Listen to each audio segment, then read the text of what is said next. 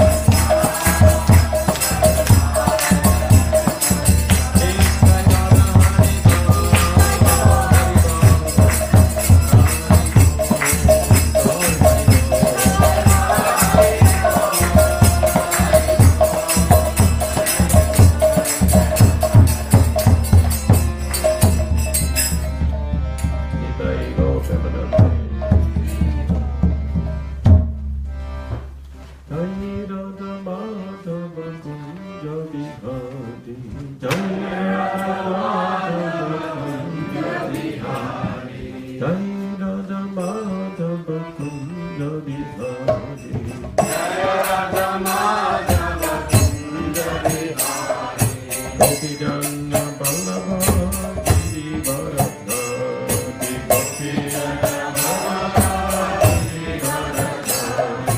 Gopi Janna Ballabha Giri Bharadhari, Gopi Janna Ballabha Giri Bharadhari,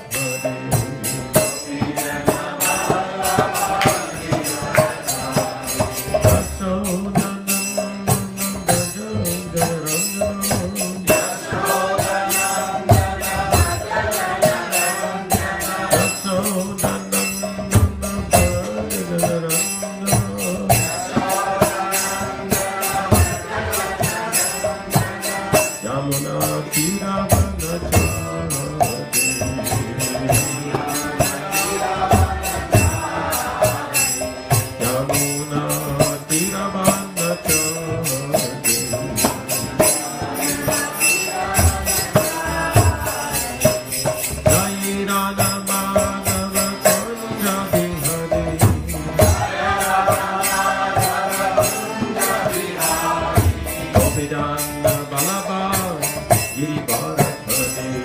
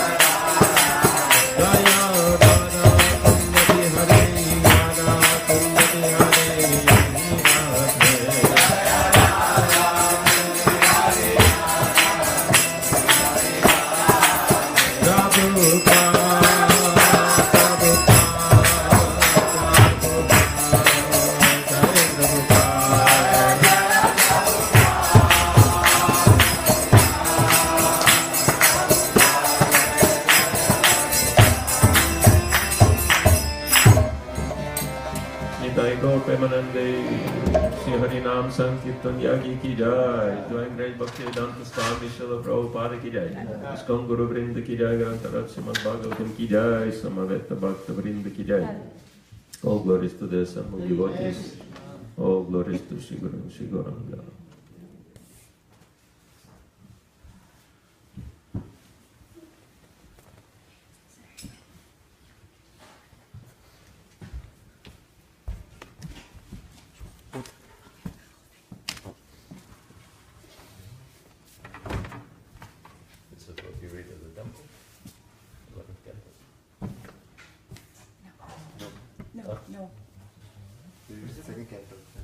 You want second canto? I don't know. You want 11th, no? Second canto. Yeah, that's just my choice, but Oh. whatever everyone else wants. You don't have to do what I want. They want No, I asked Maharaj last night where he wanted to hear from. Depends if everyone's happy with the choice of 11th canto. Yeah?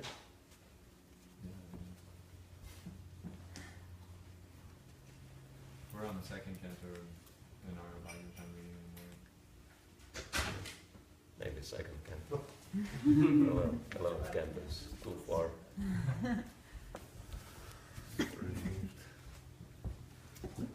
Hare Krishna. Hare Krishna. So thank you for coming together and giving me the opportunity to speak on the topic of Srimad Bhagavatam, which is beneficial for me in the first place. So we'll be reading from the second canto. Which chapter? Given the verse, it should be second chapter 2 to 4, I believe. It's 4 or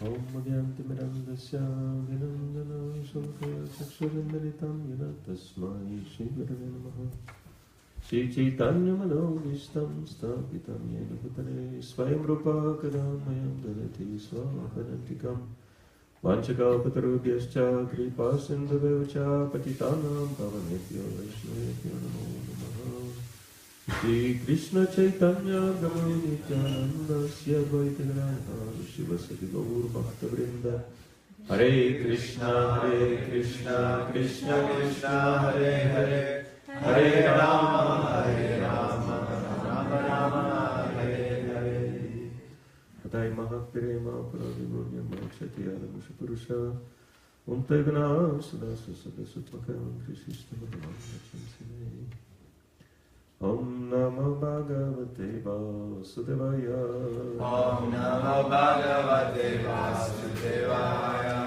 Om Namo Bhagavate Vasudevaya Om Namo Bhagavate Vasudevaya Om Namo Bhagavate Vasudevaya Om Namo Bhagavate Vasudevaya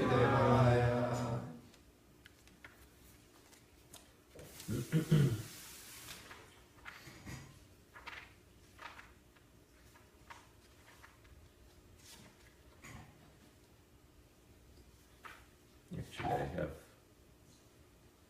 one verse which I really like in the second canto. It is third chapter, Pure Devotional Service, text 10. And this is the verse Srila Prabhupada really liked. And there is a good reason for it. And I'm quite sure that some of you would even know the Sanskrit of the verse. So you can chant responsibly. Akama sarva kamo va. Akama sarva kamo va. Akama sarva kamo va. Akama sarva kamo va. Moksha kama udaradhi. Moksha kama udaradhi. Moksha kama udaradhi. Moksha kama udaradhi. Tibrena bhakti yogena. Tibrena bhakti yogena. Tibrena bhakti yogena. Tibrena bhakti yogena. Yajata purusham param. Yajata purusham param. Yajata purusham param. Yajata purusham param. Akama sarva kamava. Akama sarva kamo va. Moksha kama udaradhi. Moksha kama udaradhi. Tibrena bhakti yogena. Tibrena bhakti yogena. Yajata purusham param. Yajate purusham param. Anyone knows it by heart? Okay. Synonyms, please repeat. Akama, Akama. one who has transcended all material desires. Sarvakama, Sarvakama. one who has the sum total of material desires.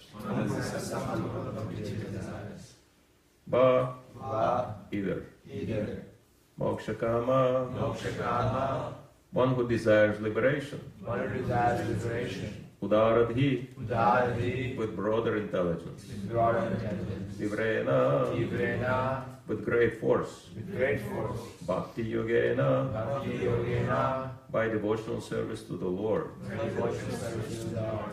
Yajata, Yajata. should worship. Should worship. Purusham, Purusham. the Lord. Lord. Param, Param. the Supreme Whole. Supreme Lord. Translation purport by His Divine Grace, A.C. Bhakti Swami, Srila Prabhupada Ki Jai. A person who has broader intelligence, whether he be full of all material desires, without any material desire, or desiring liberation, must by all means worship the Supreme Whole, the Personality of Godhead. Purport. The Supreme Personality of Godhead, Lord Sri Krishna, is described in the Bhagavad Gita as Purushottama, or the Supreme Personality. It is He only who can award liberation to the personalists by absorbing such aspirants in the Brahmajyoti, the bodily rays of the Lord. The Brahmajyoti is not separate from the Lord as the glowing sun ray is not independent of the sun disk. Therefore, one who desires to merge into the Supreme Impersonal Brahma Jyoti must also worship the Lord by Bhakti Yoga, as recommended here in Srimad Bhagavatam. Bhakti Yoga is especially stressed here as the means of all perfection. In the previous chapters, it has been stated that Bhakti Yoga is the ultimate goal of both Karma Yoga and Jnana Yoga, and in the same way, in this chapter, it is emphatically declared that Bhakti Yoga is the ultimate goal of the different varieties of worship, of the different demigods. Bhakti Yoga, thus being the supreme means of self-realization, is recommended here. Everyone must therefore seriously take up the methods of Bhakti Yoga, even though one aspires for material enjoyment or liberation from material bondage. Akama is one who has no material desire. A living being, naturally being the part and parcel of the Supreme Whole, Purusham Param, has as his natural function to serve the Supreme Being, just as the parts and parcels of the body or the limbs of the body are naturally meant to serve the complete body. Desireless means, therefore, not to be inert like the stone, but to be conscious of one's actual position and thus desire as satisfaction only from the Supreme Lord. Srila Jiva Goswami has explained that this desirelessness as Bhajaniya Parama Purusha Sukhamatra Sva Sukhatvam in his Sandarbha. This means that one should feel happy only by experiencing the happiness of the Supreme Lord. This intuition of the living being is sometimes manifested even during the conditioned state of a living being in a material world, and such intuition is expressed in the manner of altruism, philanthropy, socialism, communism, etc., by the undeveloped minds of less intelligent persons. In a mundane field, such an outlook of doing good to others in the form of society, community, family, country, or humanity is a partial manifestation of the same original feeling in which a pure living entity feels happiness by the happiness of the Supreme Lord. Such super feelings were exhibited by the damsels of Rajabhumi for the happiness of the Lord. The gopis love the Lord without any return, and this is the perfect exhibition of the Akama spirit. Kama spirit, or the desire for one's own satisfaction, is fully exhibited in the material world, whereas the spirit of Akama is fully exhibited in the spiritual world. So, we can maybe say a few words about these two paragraphs that it's really important for us to understand what Krishna consciousness is, because Srila Prabhupada mentions in the beginning of introduction of Bhagavad Gita that Krishna consciousness is Sanatana Dharma, which is different from the concept of religion, because religion is something which had the beginning and the end, and naturally, if something began in the material world, it will naturally have an end. So, religion is a temporary manifestation, actually, of the bodily concept of life. But Sanatana Dharma has nothing to do with any religions. It's eternal function of the living being, which is to serve. And so, this desire to serve is manifested in so many different ways. And it is very interesting that not necessarily it manifests in religions. In some religions it does, in some it doesn't. Like Srila Prabhupada mentions here, demigod worship. And he made very interesting comment. He said, demigod worship, we don't want to say it to everybody, but just for our information, it's good to know. He said demigod worship is better than Christianity because demigod worship is personal and Christianity is impersonal. At least the modern version of Christianity, because, we're not talking about the real faith in Jesus Christ, because Srila Prabhupada was also saying that Jesus Christ is our Guru. So his teachings are perfect, but the way they are misinterpreted by some people, they make the entire teaching impersonal, because, their concept is that Jesus already died for our sins, right? Therefore, let's not to disappoint him. That's the attitude, right? It's already paid for, so I can do whatever hell I want, and I'll still go to heaven. So it's very selfish, and that's why Srila Prabhupada was saying it's impersonal.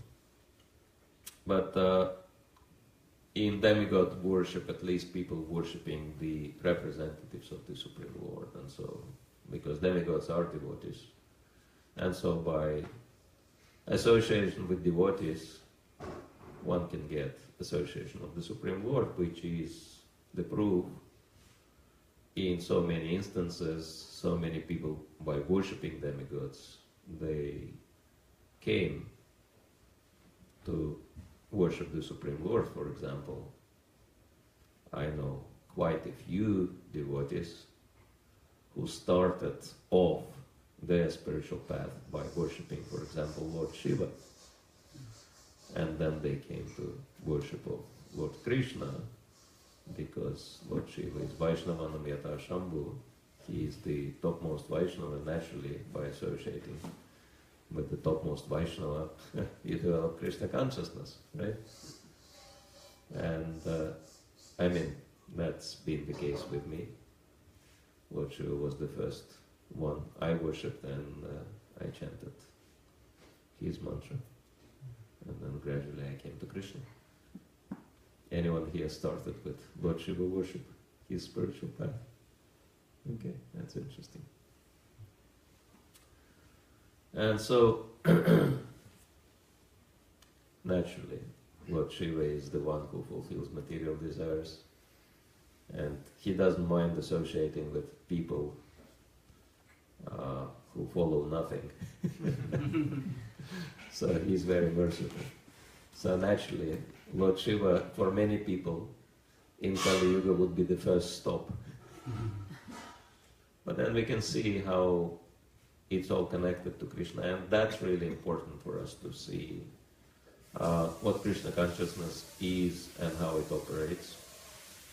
And Srila Prabhupada stressed many times that this idea of service, desire to serve, this is really important for Krishna consciousness. Every time I come to the 26th 2nd Avenue in New York, I remember this pastime there when Srila Prabhupada was talking about the subject of 9:30 in Bhagavad Gita. Apicha suduracharo bhajate mamananya bhak sadurava samantavya. Samyagya ito isa, when Krishna says that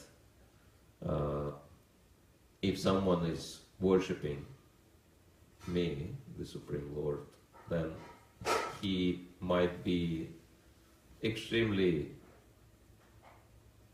bad person, acting in abominable way,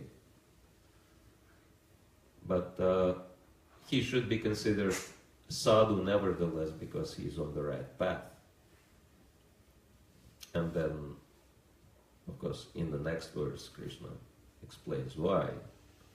Kshepram bhavati dharmatva shashvachanti nigachati kaunteya pratijani name bhakta pranashati. He says that very quickly he will become righteous and attain lasting peace. Declare boldly, O son of Pritha, that my devotee will never perish. So, one may be degraded, but this is the material world. Everyone is degraded, it's just degrees are different. Like Srila Prabhupada was saying, that one professor examined one patient. Well, he was actually a criminal and he killed someone, and then there was a suspicion maybe this man is crazy. So they couldn't figure out, but then they called one professor, and he said, if you want to release this man on the basis that he's mentally ill, you can do so. And they got confused. They were asking, so you just saying in kind of equivocal way, so is he crazy or not?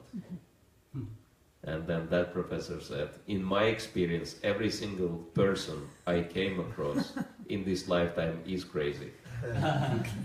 It's just the degrees are different. Then of course we can understand that to identify ourselves with the material body, with a bag of bones, we carry this bag of bones on us and think that's us, right? Look at the mirror. What a nice bag of bones I have. So this is madness, right? Identifying ourselves with the body.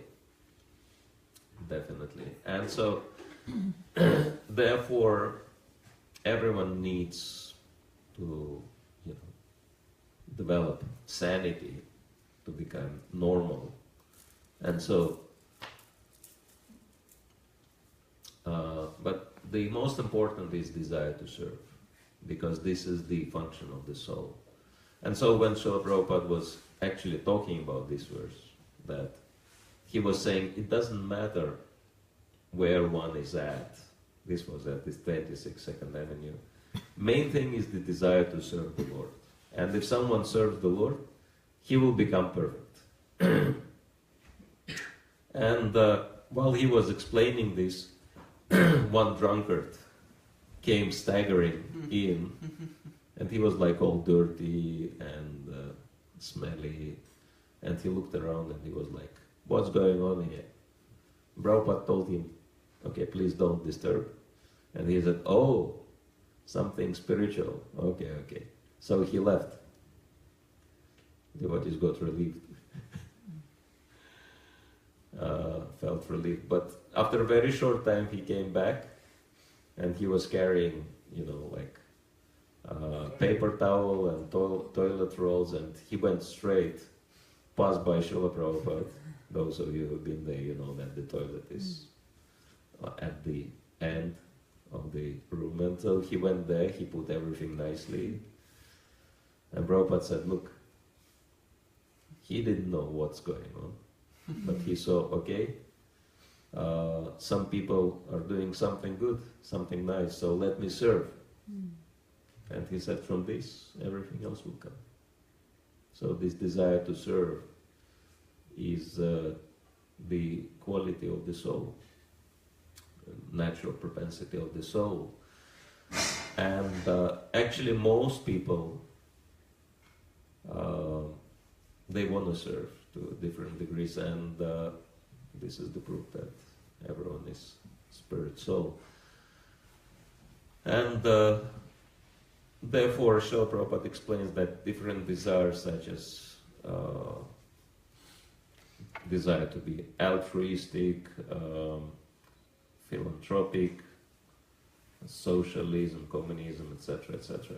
So these are all different manifestations of the desire to serve, and this desire has to be redirected towards Krishna, that's all.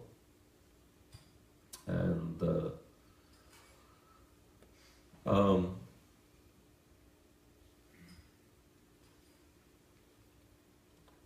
there is really important subject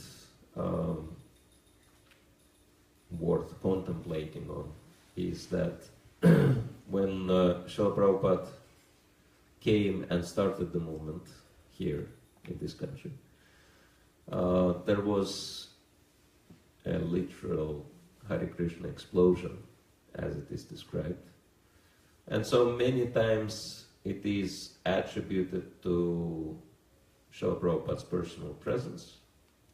But as a matter of fact, it's interesting to note, actually, few Srila Prabhupada disciples pointed that fact to me, that vast majority of the devotees at that time, Srila Prabhupada disciples, they had no association with Srila Prabhupada directly, physical association.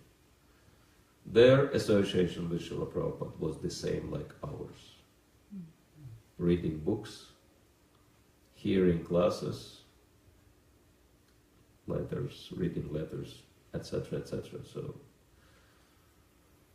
just coming in touch with Srila Prabhupada in non-physical way.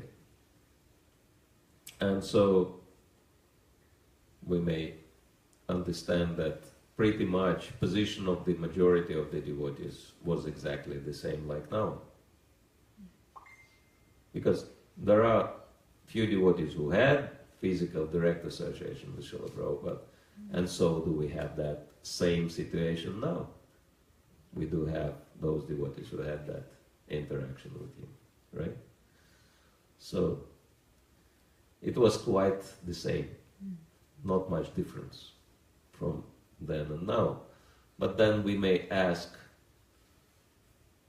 what went wrong? Because, okay, the movement is growing, but anyone who reads the descriptions of those times can understand that there is no comparison to the growth, to the speed of the growth of the movement back then and now, right? There were so few devotees at the time, but they were doing so much and they had so much enthusiasm. Whereas now, there are so many devotees, but the spirit is quite different, we can say, right? And so what is different? And if we read Srila Prabhupada's biography, one thing becomes very, very obvious, very, very clear, that how it was different then and now. Srila Prabhupada didn't bother himself with trying to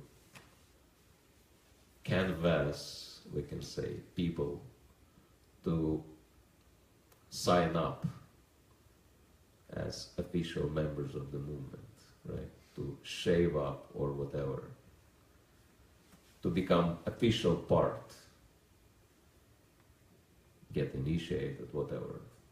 Of course, some disciples were doing, but Srila Prabhupada's spirit was different. He didn't care whether one will officially join or not. Organization. Actually, another devotee made a very interesting research, published an article in Dandavats that now when we think about ISKCON, we think about organization. But in vast majority of the quotes, whenever Srila Prabhupada speaks about ISKCON, he speaks about the movement.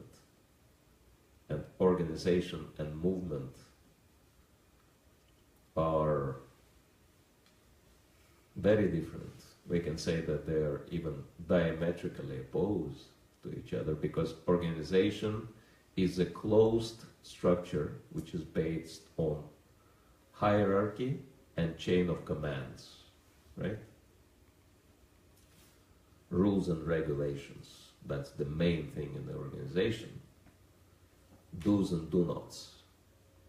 Whereas movement is an open structure with no boundaries, and it is based on inspiration and relationships.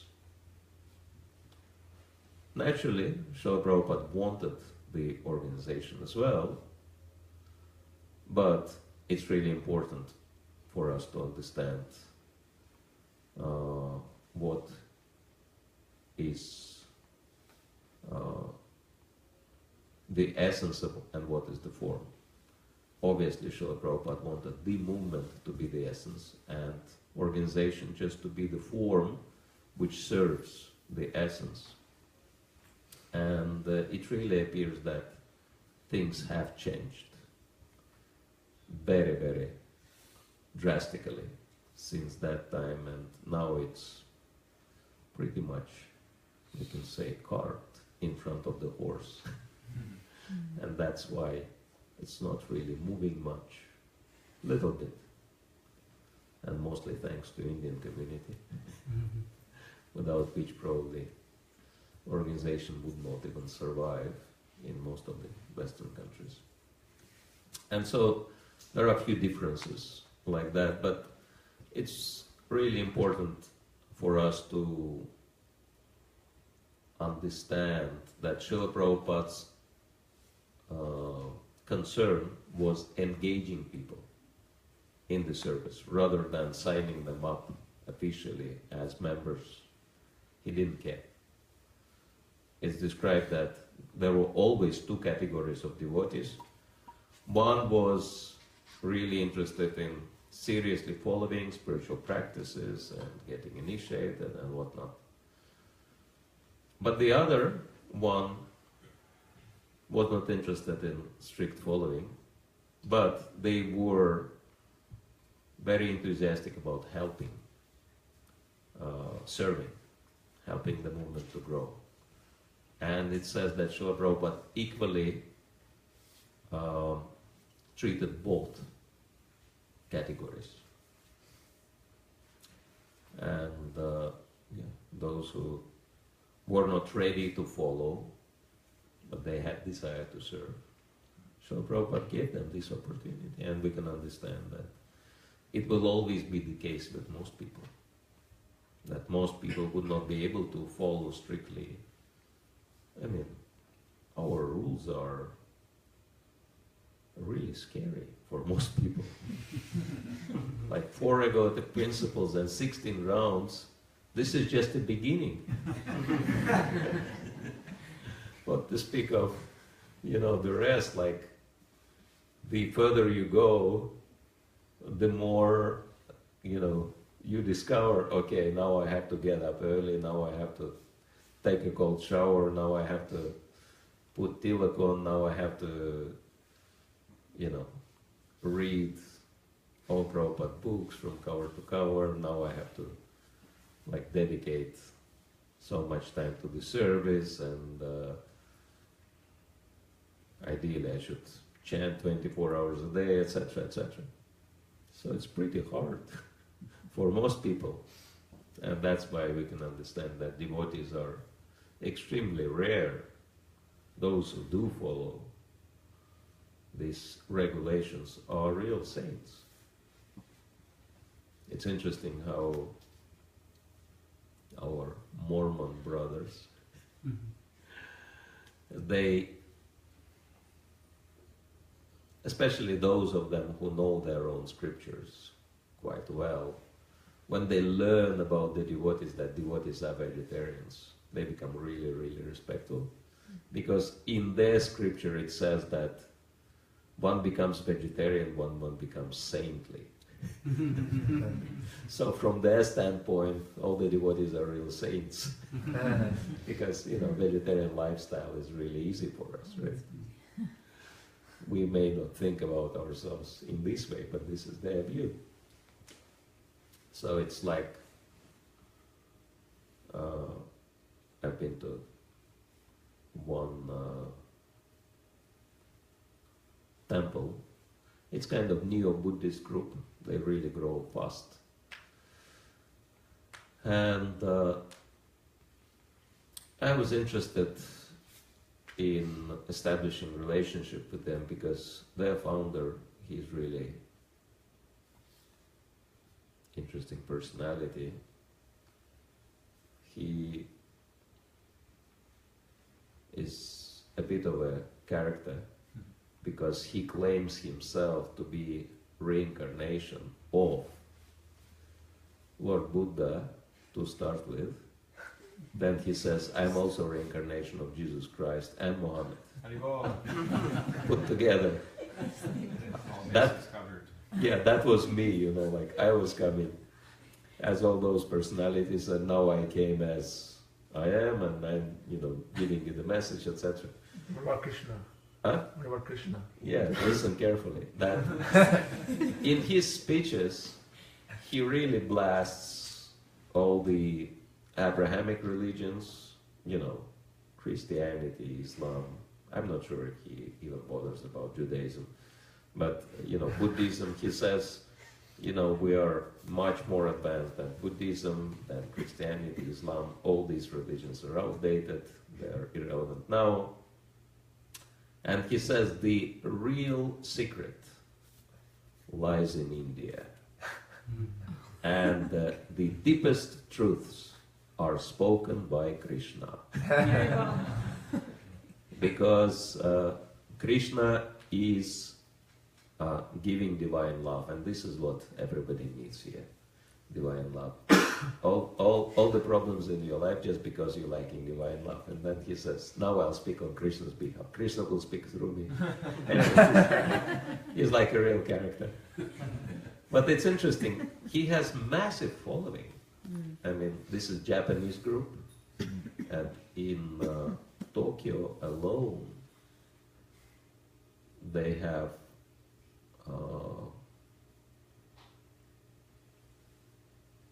I think 300 temples in one city. And these are not like small, you know, shacks or something. Like, these are serious marble temples, very beautiful and very expensive. And 300 of those in one city. This is what we call exponential growth. And 6,000 temples around, you know, in the country, in Japan. Yeah, in Japan alone they have 6,000 temples. And this is just to compare our, I think, 800 temples all over the world, right? We might think, oh, we're big, but everything is a matter of comparison.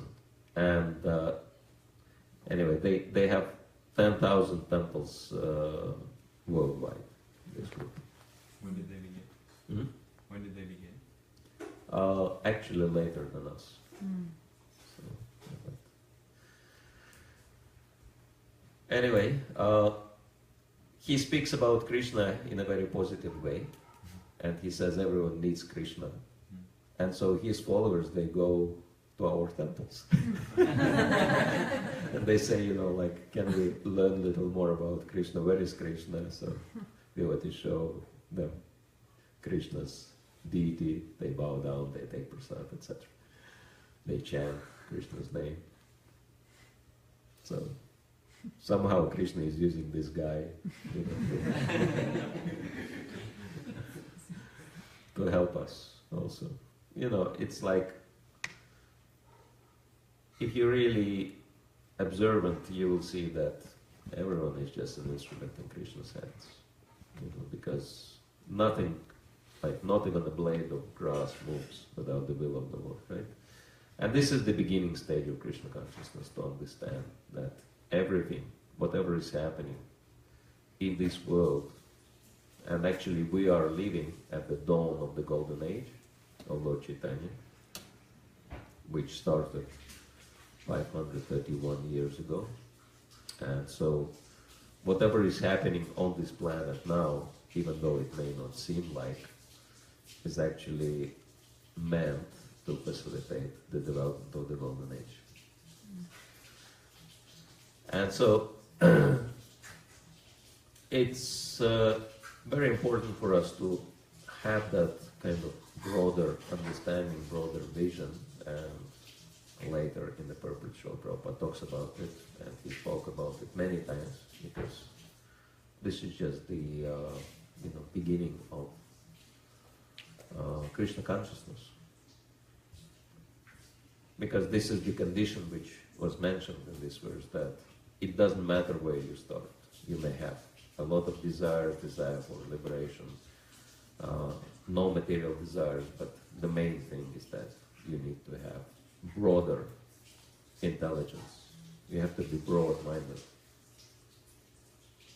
to become Krishna conscious. And so broad-minded means instead of thinking about everything in terms of good and bad, right and wrong, you think about how everything is connected to Krishna, right? And what's the purpose of everything?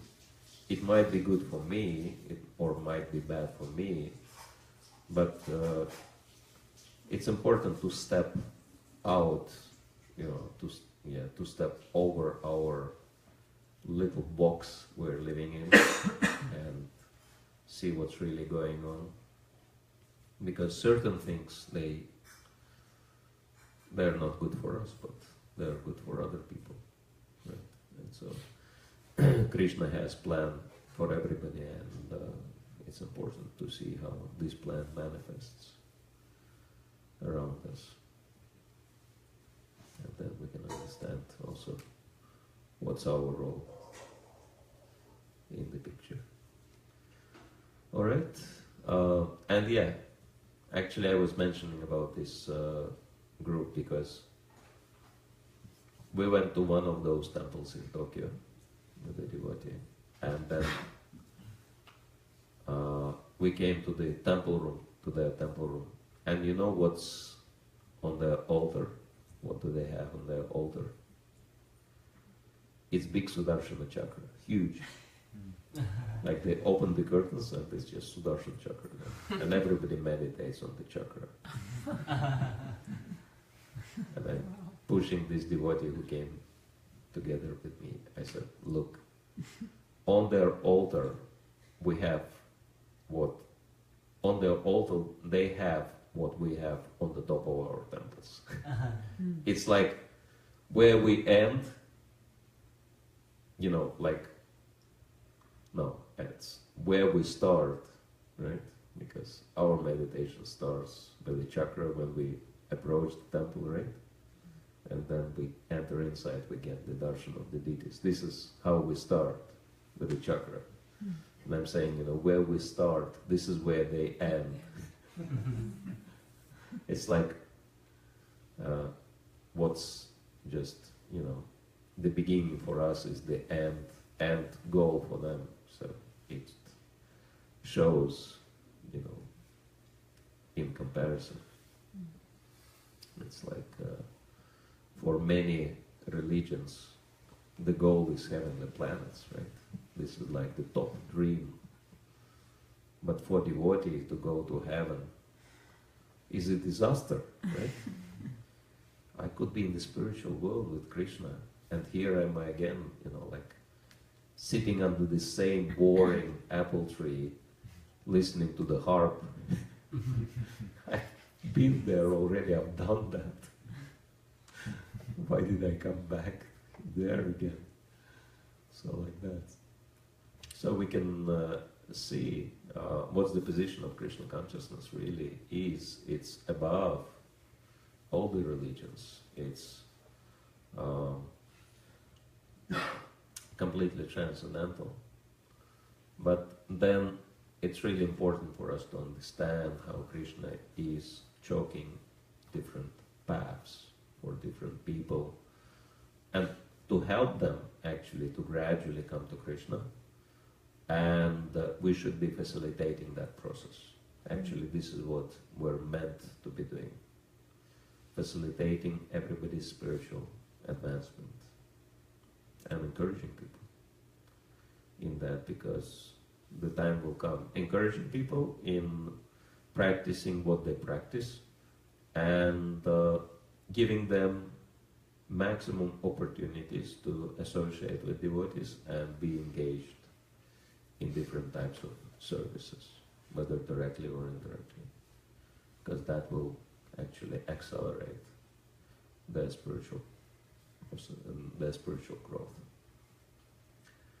Alright, so maybe we can stop here if there are any comments, questions, suggestions, complaints. Yes, no one will. Thank you, Maharaj. A lot to say, but I'll ask one question. It seems like that's a difficult thing for a lot of devotees to do, to be encouraging towards other people and to recognize what level of advancement they do have. So why is it difficult for us? And is there something to be done to help us better appreciate where others are at? How can we address that for ourselves? Yeah. Well, my observation is that, senior, advanced, mature Vaishnavas, they do have this appreciation for other people. I mean, I have opportunity to associate with my spiritual master for many years, and I see how tolerant and accommodating and encouraging he is with everybody. Like one drunkard approached us at the airport when we were waiting for the plane. Well, maybe not drunkard, but at least, the night before he definitely was partying. And so he was still, at least he had a serious hangover. And, he smelled alcohol, and he could hardly stand on his feet. You know how the drunk people are, their vision is blurry, right? And so they really look at you trying to focus, right? Their eyesight. So this is how he was like staring at us. And then I think when the picture kind of cleared, he said, "Are you Buddhists?" Many people mistake us for Buddhists because our dress is so similar. And I said, "No, we are Hare Krishnas." He said, "What's the difference?" I said, "Well, the difference is very simple. Buddhists don't believe in God, Hare Krishnas believe in God." He said, "Whoa, this is good. I also believe in God." But I am a Christian. And he said it with a very, in a very proud way. And the whole conversation was in Russian language, because it was in Russia. And my spiritual master, Rasayana Swami, he was just kind of observing that. And then I actually had an urge to tell him, what kind of Christian you are, just look at yourself. But I didn't do that, because I was in the presence of my spiritual master. You have to behave yourself. And then, he interfered and he said, "What's the conversation is about? What is he saying?" So I explained to him that he, in a kind of sarcastic way, I said, "Can you imagine he's thinking he's Christian?" He says he's Christian. But then he took it very seriously. He said, "Oh, this is very nice. Good for you that you're a Christian. I'm very happy for you." And then this man became very kind of proud. And he said, "Yes, I'm such a serious Christian. I have my own personal, guardian saint in Russian Orthodox Christianity. This is what they have. They have their personal guardian saints. They also worship." And so he pulled out a little picture from his pocket. So he said, "This is Saint Alexander. This is my guardian saint." And my Guru Maharaj said, "So your name must also be Alexander." And he said, "Oh, how did you know?" Yes, he said, "Yeah, I know." And then he told him that, I'm also trying to develop my relationship with God and develop love of God. And so I need a lot of blessings. So can you please give me the picture of your guardian saint so that I could get blessing from him? And he said, oh yeah, sure, you can have him. So he took the picture, my Guru Maharaj put it to his forehead and then to his pocket, very respectfully. And so then that Alexander walked away. That was apparently the end of the discussion, and then the boarding started. And when we were queuing up, when we were standing, then he came from behind my back and he pressed something into my hand and he said, this is for you, you know what to do with it. And then I looked and it was 300 euros, which is more than dollars, right? And this is like a serious donation. Not even like many devotees make this kind of donations. And this was a complete stranger.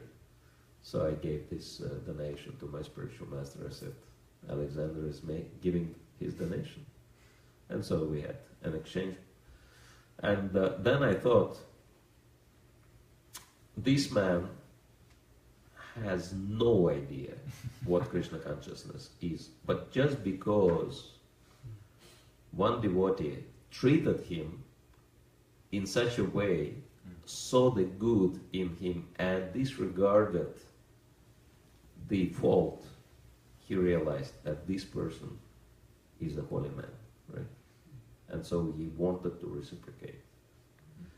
So I see that many, many times that mature senior Vaishnavas, they have this, very accommodating and very tolerant and very positive nature. And my conclusion is very simple. I think it's happening because their personal faith is very, very strong, and they don't have to defend their faith by blaspheming other people. And it appears that those who do so, it's just because their own faith is very feeble and requires, them to externally pose themselves as rough and tough and strict following. Yeah, strict, show everyone. Because if someone has, there is no need to show, right? But if someone doesn't, then he would want to kind of balance it by external, activities. So that's my conclusion. Apparently, this is what's happening. Because we can see also that's very much true in terms of the spiritual development, that young devotees, they tend to be very, very fanatical and very harsh in their dealings with people sometimes, right? If I could connect that to something you said earlier also about how Prabhupada treated people in the beginning and how he focused mostly on whether they're doing service or not. Yeah. And not so much their adherence to the kind of standards and regulations. Now that's almost exclusively how we identify someone as a devotee, whether or not they have kunti and they wear tilak and they're wearing a dhoti and they have a big set of books in their house, then they're a devotee. But in most cases, their level of engagement compared to, the hippie friends of the devotees back in the 70s is actually much less. Mm-hmm. Yes, it is true.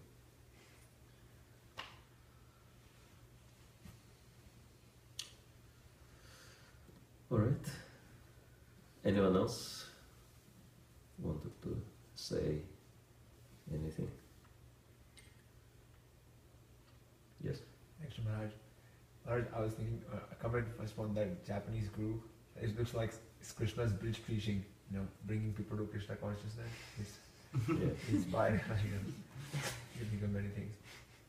And I was thinking the question, Maharaj, you mentioned the words that we have to become broad-minded. I was wondering if you can also share something about what does it mean by Tivrena Bhakti Yogana?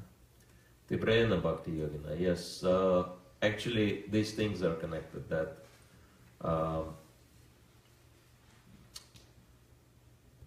Udarati and Tivrena, these two words stand side by side because Udarati, and it's actually connected to what we were discussing with Madhav Prabhu, that if someone is broad-minded, and being broad-minded means to see how Krishna is acting through different people, through different circumstances, to see, Krishna's hand basically everywhere. And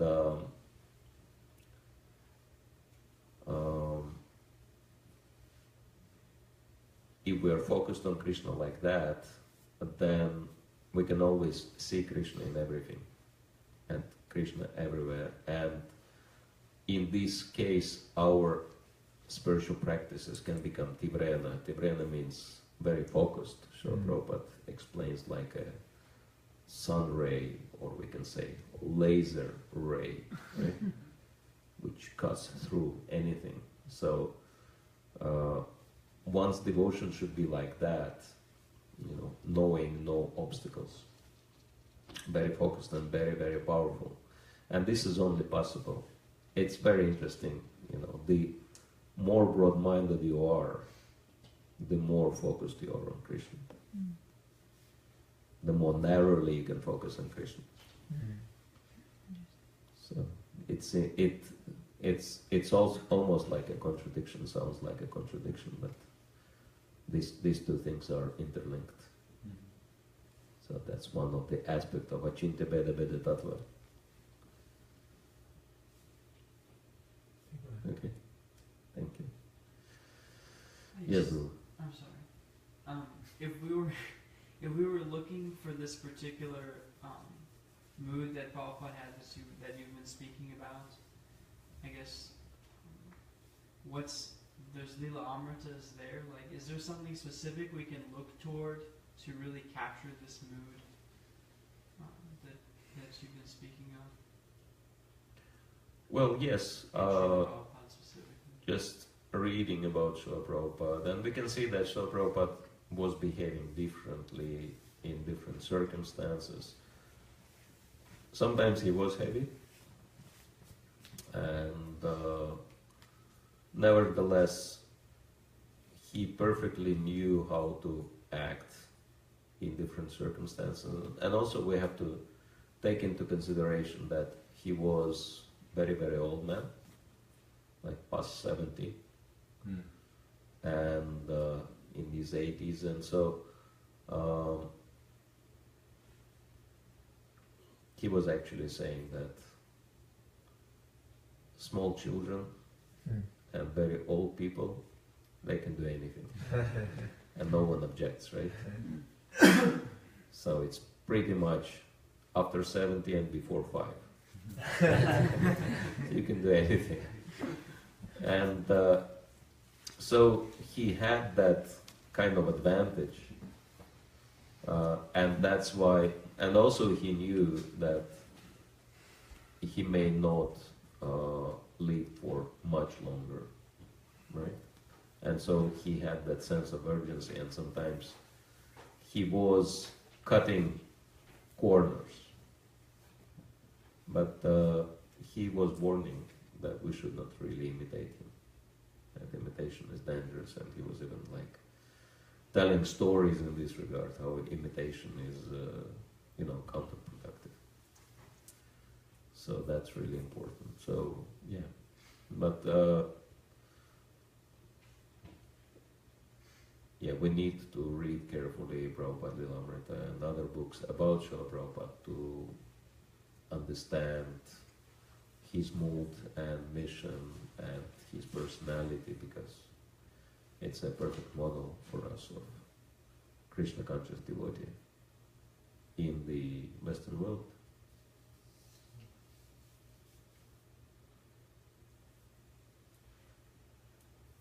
Because he was facing same kind of challenges, even worse than us, because by his sacrifice he created, save heaven for us, which he didn't have for himself, at least in the beginning. Yes? Remarkably, in the first lectures in 26th Avenue, you're mentioning that place, Srila Prabhupada was reading from Chaitanya Charitamrita, and almost more so than any other place in his preaching and going forward, Prabhupada was bringing up the other religions and saying, we don't care which one you are, but you have to focus on love of God. Yeah, yeah. Sure.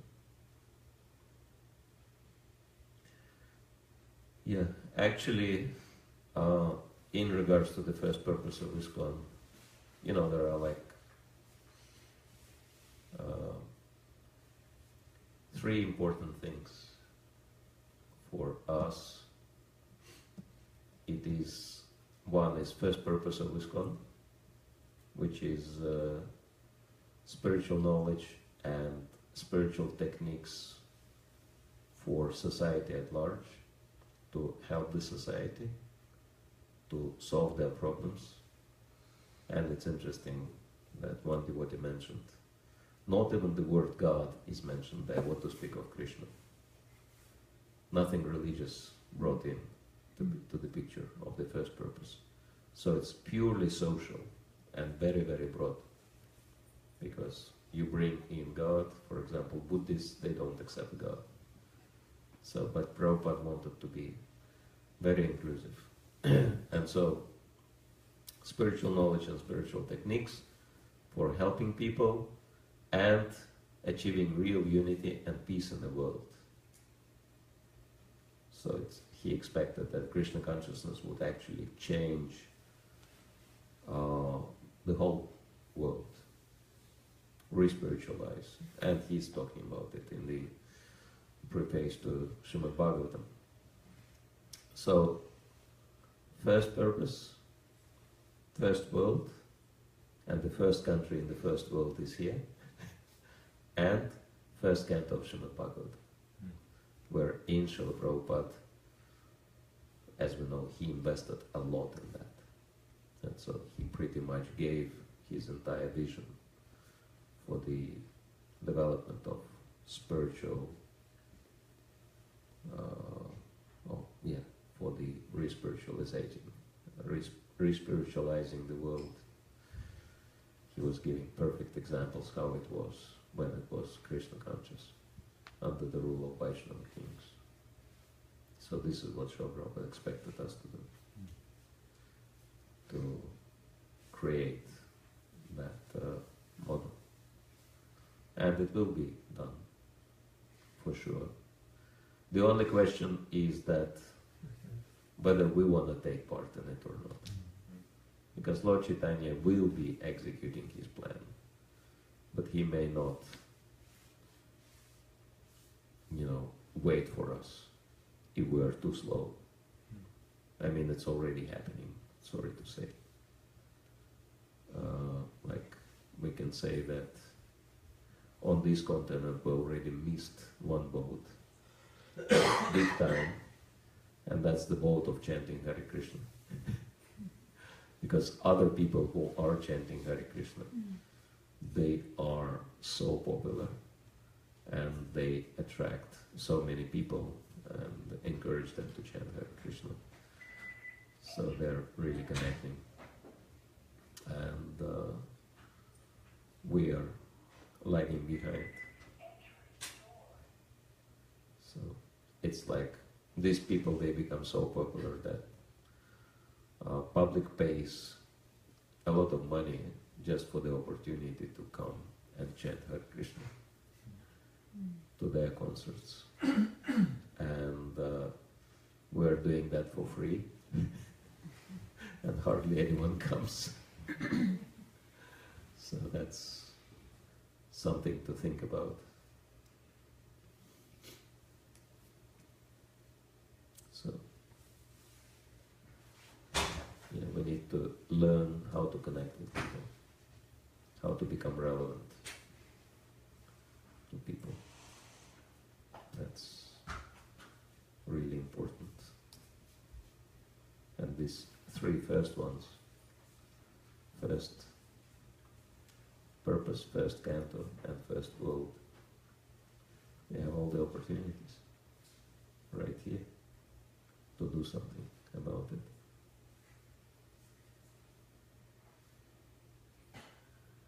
My understanding is very simple, that as real devotees we should have all the goodwill spiritual people as our partners and public as our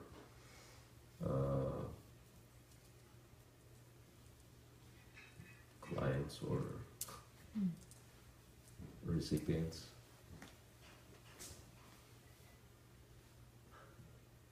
And government as our supporters. So, this is how it was in Vedic times, right? That Brahmanas were helping each other and they were supported by the Kshatriyas, and then they were taking care of the entire population.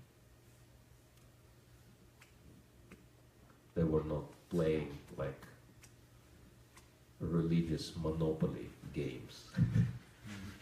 And so somehow we should get out of that mindset, religious monopoly game. I don't know how still popular the monopoly game in here, but I'm sure you know what we're talking about. You know, this concept that if I should win, others should lose, right? That mentality has to stop if we really want serious development. And luckily, we're so well connected to Indian community, and for Indians in general, because somehow India is still influenced by goodness. For them, working together is a natural thing. They understand the value of it. Actually, we have that advantage.